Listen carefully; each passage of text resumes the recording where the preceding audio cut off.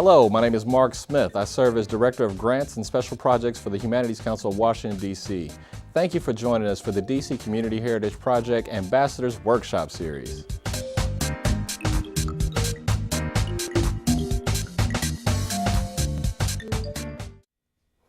Hi, my name is Erin Engle. I'm with the Library of Congress National Digital Information Infrastructure and Preservation Program, and I'm going to talk a little bit today about personal digital archiving strategies to help you save your personal digital information.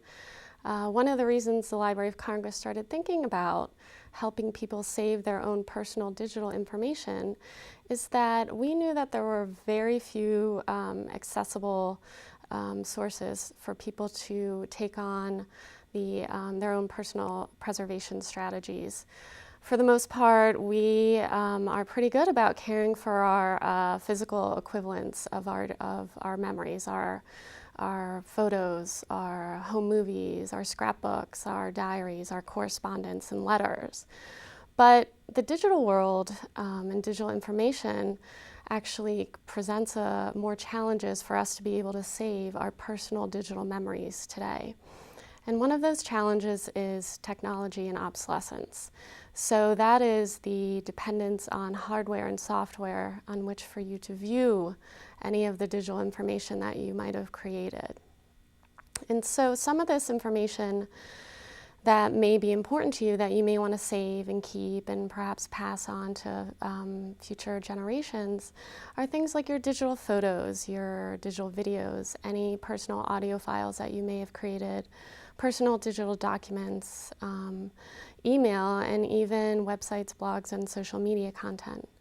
So at the library, what we've done is develop some very basic tips, 4 steps to help people start to think about saving their personal digital information. Let's take a look at a short video, Why Digital Preservation is Important for Everyone, that'll give you an overview of the importance of personal digital preservation. From the Library of Congress in Washington, D.C.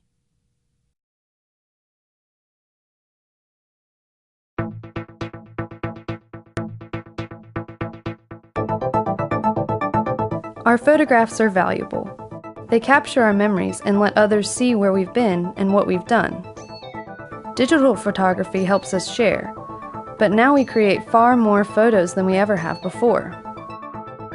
As our personal collections become larger, it gets harder to find things. If your digital photos are difficult for you to manage, how will your loved ones be able to use them in the future?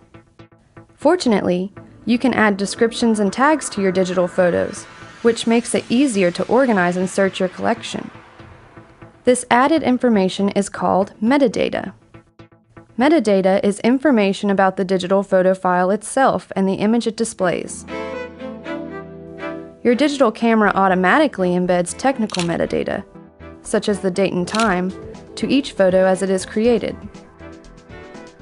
You can also manually add tags or other descriptive metadata using photo editing software. But be careful, adding descriptions or tags to photos in social media or photo websites does not embed metadata into the photo files. That means you'll lose your metadata if you move your photos. A description is a brief explanation of the photo content. When adding a description, think what you would write on the back of a printed photo.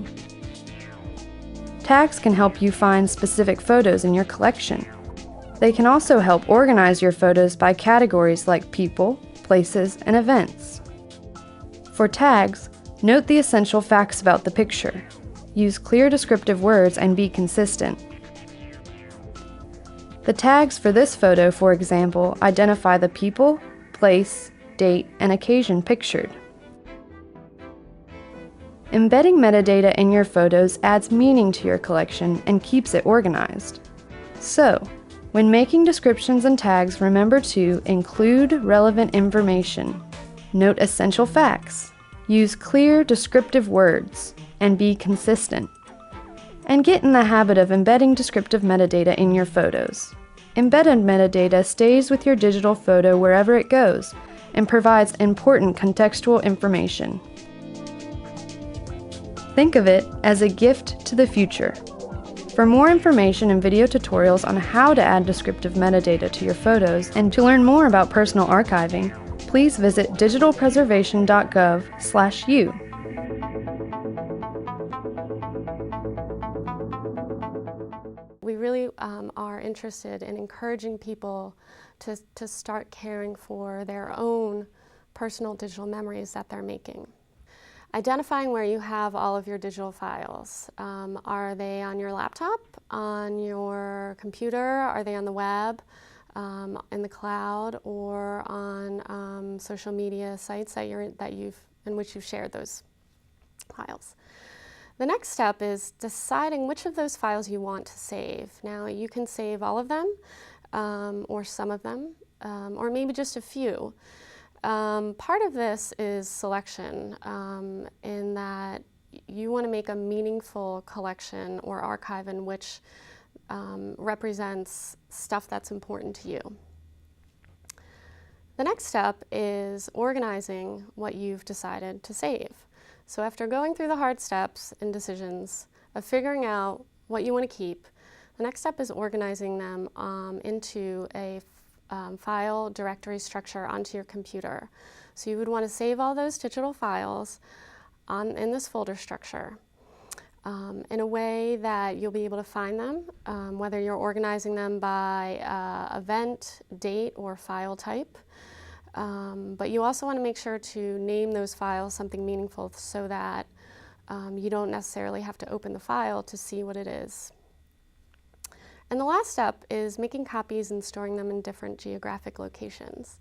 So you want to make at least 2 copies of your archive on different storage media. So one of those could be on your laptop, the other could be on an external hard drive or stored in the cloud. And the idea of keeping them in separate geographic locations is that so if disaster strikes you where your primary copy is safe on your computer, the external copies might not be sitting right next to them. And then over time, just managing this archive, managing the actual storage media in which you are keeping these devices. We say to move or migrate all of your archive once every 5 years. That's just to make sure with technology changing and the actual storage media changing, industry changing over time, that you may want to make sure that you refresh have a new media in which you're keeping your archive to keep it safe. So again, my name is Erin Engle. I'm with the Library of Congress National Digital Information Infrastructure and Preservation Program, and I'd like to thank the DC Humanities Council for distributing this information today, and hope that you find this useful. Thank you for joining us for the DC Community Heritage Project Ambassadors Workshop Series.